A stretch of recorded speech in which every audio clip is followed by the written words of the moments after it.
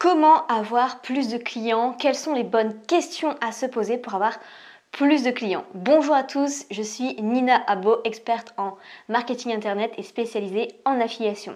Alors, vous demandez comment avoir plus de clients. Vous avez peut-être actuellement une activité en ligne et ça stagne un peu et vous aimeriez vraiment augmenter votre nombre de clients, mais vous n'avez pas encore vraiment trouvé la solution. Donc avant d'entamer le vif du sujet, je vous invite vraiment à vous abonner sous le bouton juste en dessous en cliquant s'abonner pour avoir accès à toutes les vidéos de marketing et apprendre à créer un business en ligne sur Internet.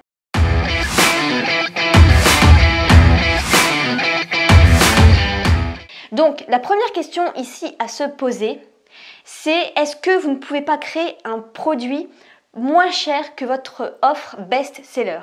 C'est ce que j'ai créé en fait pendant la période du confinement. Je me suis dit ok, j'ai une formation best-seller en affiliation, mais c'est un certain coût, donc pourquoi ne pas justement essayer de faire une version minime, une version vraiment toute simple avec une seule stratégie et voir ce que ça donne. Et ça a vraiment hyper bien fonctionné. Donc en fait, ça crée la confiance pour les clients qui n'ont pas, pour les personnes du coup qui ne sont pas encore clients chez vous et qui aimeraient passer quand même à l'action. Donc les personnes vous achètent un premier produit et ensuite elles voient la qualité du produit et du coup elles ont confiance pour acheter plus cher. Donc la première question à vous poser, c'est est-ce que vous ne pouvez pas créer une version un peu moins chère de votre meilleure offre? La deuxième question à vous poser pour avoir plus de clients, c'est est-ce que vous avez assez de crédibilité? Est-ce que si vous avez assez de recul et que vous envoyez quelqu'un comme ça pour tester d'acheter chez vous, est-ce que cette personne a assez de confiance pour acheter chez vous? Parce que c'est peut-être ça en fait qui bloque, c'est pour moi le top des raisons qui fait que vous manquez peut-être de clients, c'est parce que vous manquez de crédibilité. Donc comment augmenter ça? Eh bien c'est de bien faire attention à tout l'aspect juridique de votre site internet.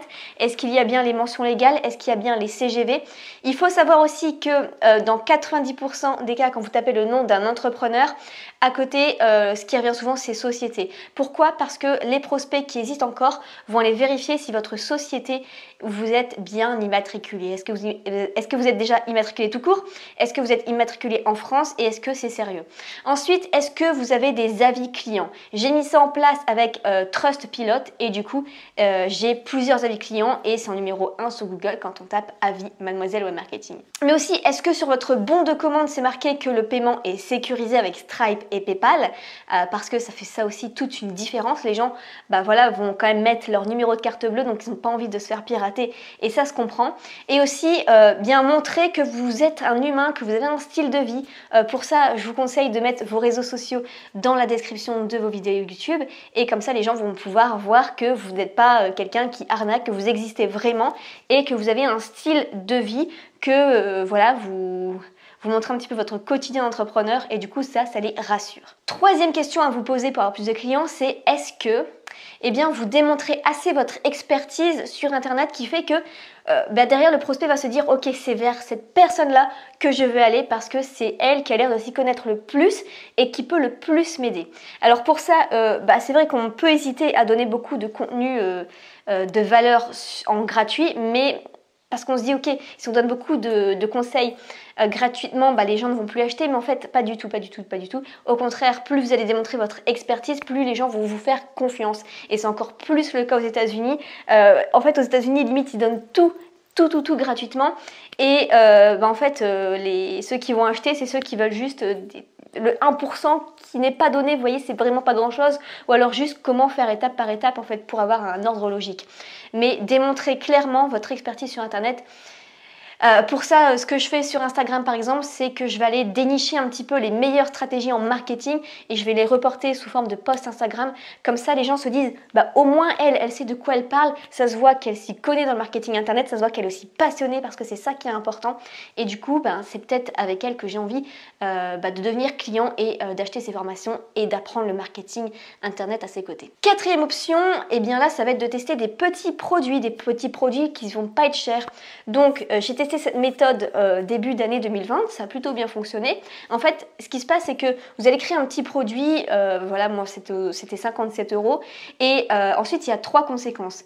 Si le produit ne marchait pas, ne faisait quasiment pas de vente, ce que je faisais, c'est que c'est pas grave, ça arrive et je vais le mettre en bonus dans des formations qui elles auront fonctionné. Si le produit a moyennement marché, eh bien je vais clôturer les ventes et puis je vais relancer ce produit dans quelques mois. Et si le produit a extrêmement bien marché, c'est peut-être l'occasion d'en faire cette fois-ci une formation best-seller, une formation plus importante, de mettre plus de contenu dans cette formation, de bien la mettre à jour, de la compléter et de la vendre plus cher.